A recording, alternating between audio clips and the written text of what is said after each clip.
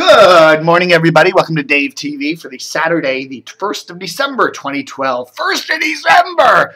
The beginning of meteorological winter. Yeah, December, January, February, technically meteorological winter, rather than wait till the 21st or 22nd. Anyhow, there's actually a reason to wait a couple of minutes before you put this down at the bottom of the bird cage. There's actually something in the style section, in Saturday's style section, that actually makes it not a total waste of time. Usually Saturday's style section in the Post is completely and utterly worthless. It barely has any articles in it. But at least we get Paul Farhi writing about WPFW and all the changes going on there. There it is. It would have been really great if Farhi had scooped everybody on that. Maybe had the story Tuesday or Wednesday of this week. DCRTV got the story on Thursday, and then later that day, the Washington City paper had it. Then it was all over the internet. And, okay, come up last paper to get it. Let's Post, bring up the rear.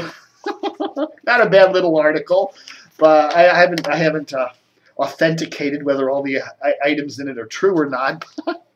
It basically says, as we've been reporting, that, here's WAMU, top radio station in the market, #1, huge audience, running NPR programming, lots of public radio talk. And then you have right next to them on the dial, WPFW, which is a jazz and talk station. The talk tends to be really lefty talk, like Democracy Now! And stuff like that. But, the station is 28th place, and they're saying, hey, we're getting no listeners, and just right down next to us on the dial, they're getting all these, tremendous listeners, even beating WTOP.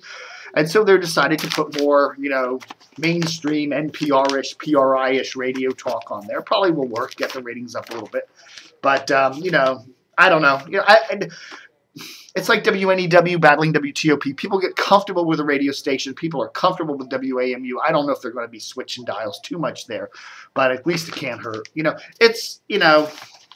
It's a shame we can't have WPFW doing something really unique in this market, like the jazz music, like being a full-time music station and bringing a whole lot of cool music to the market. I think that's probably the better way to go, but this is cheaper, and, they can get rid of staff and cut their budget and plug into the satellite more often. But interesting to see, though, that the Post, this is the trend of this paper, is at least in the internal sections, style section anyway, is, report the news after everybody else. Lisa DeMarais has a big article there about the new CNN president 3 or 4 days after everybody else reports it.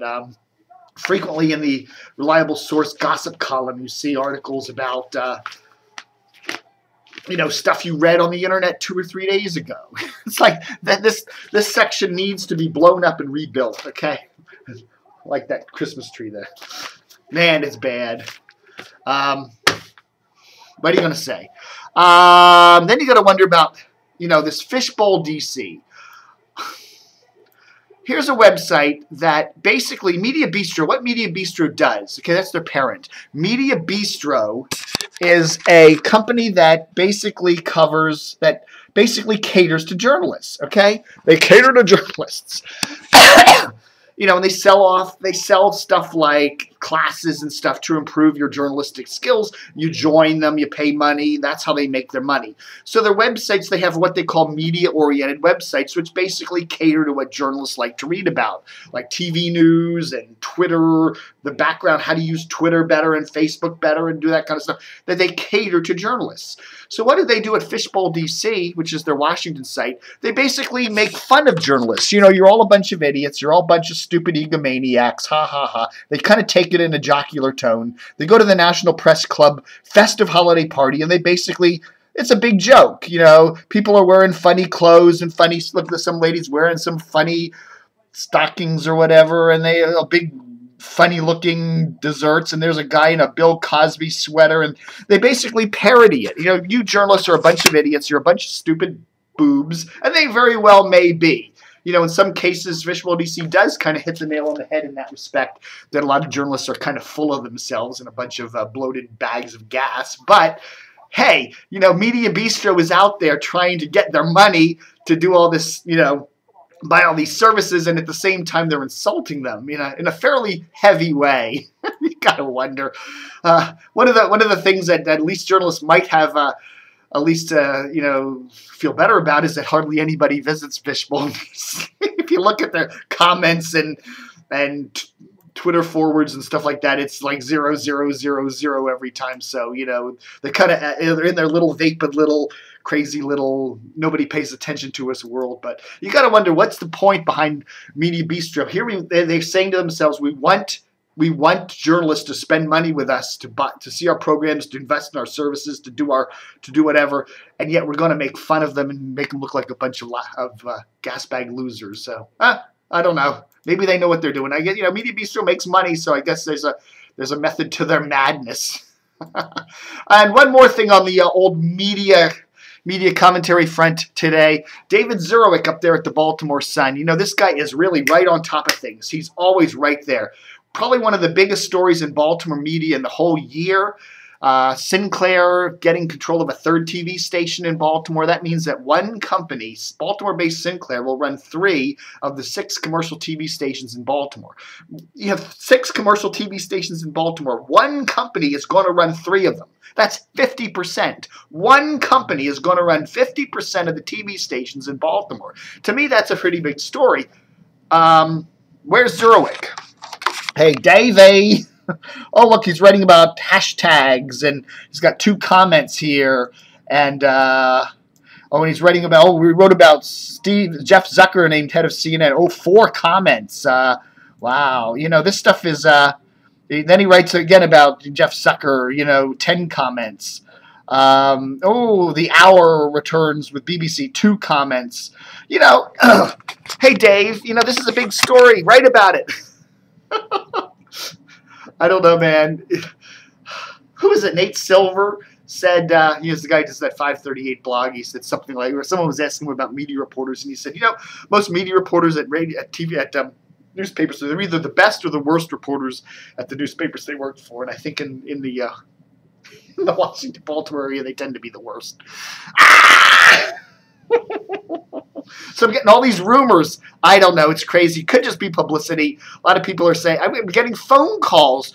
We're hearing that Chris Plante is seriously ill. He did a Monday show this past week, and then he didn't do any more days of this year. If you're going to take a week off, you take Monday through Friday off, right? You don't come into work on Monday and then take Tuesday through Friday off. So a lot of people are wondering, is something wrong with Chris Plante? And some people I've gotten phone calls from people telling me, we think something's wrong. We think he had some serious mental or emotional or physical ailment that came to him late Monday or Tuesday. So, I just go, okay. So anyhow, I email some folks at MAL and no response. Nobody's getting, it's like a big secret. It could just be a bunch of PR thing, just kind of like saying, hey, let's play the story at DCR. If you're not willing to do that, whatever. But it just seems a little odd that nobody's shooting down the rumor. It's out there. Shoot it down. No one's shooting it down. Who knows? So, hey, Chris Plante, if you're out there and you're alive, let me know. All right, folks, that's it for today. Dave TV for Saturday, the 1st of December, 2012. Thanks for watching. Do help support the website. Remember, we don't have Mediabistro behind us so we can sit around and write jocular crap about gas bag journalists. We don't have the Washington Post out there that sends us out on stories 3 or 4 days after everybody else. Or we don't have the Baltimore Sun behind us so that we can just sit there and write stupid little media posts that nobody reads. We have me and you. You're behind DCR TV. Send us a few bucks. DCR TV is your site. We've been here for 15 years, going on 16 years, basically all because of you. That's right. I do the work, but you're the master. You pull the puppet strings. Thanks for watching Dave TV for Saturday. Have a good weekend, and book 'em, Dano.